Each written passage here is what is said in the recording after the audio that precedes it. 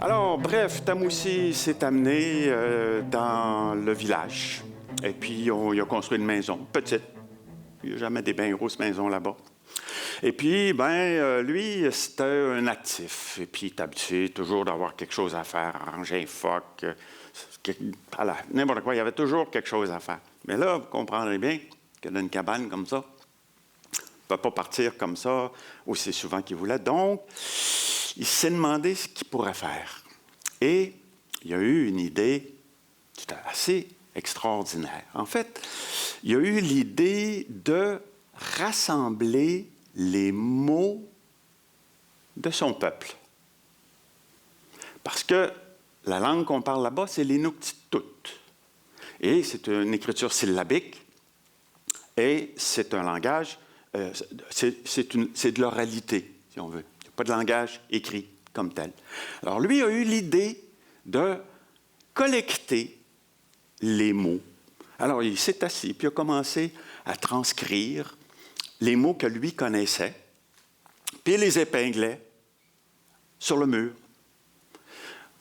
Plus ça allait, quand il a eu fini de faire le tour de ces mots, il est allé voir l'un, il est allé voir l'autre, et puis, il leur demandait comment tu dis ça, il prenait des expressions, il écrivait, il a couvert comme ça, avec ces petits bouts de papier, ces bouts de feuilles, là, les 4 murs de sa maison.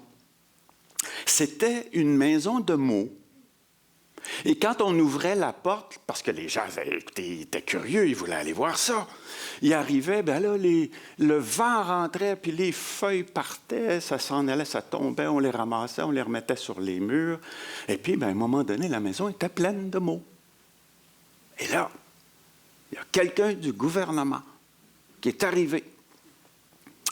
Il est allé voir Tamoussi, commence à parler, puis il voit ça, c'est intéressant, c'est extraordinaire, tu es le premier à faire ça. Qu'est-ce que tu dirais? Je voudrais t'offrir une cage. Une cage. Oui. Une cage à mots. Ah. Alors, il présente un écran, un clavier, puis là, regarde, tu prends les mots, puis tu les mets dans la cage. Ah, il a dit, c'est une bonne idée.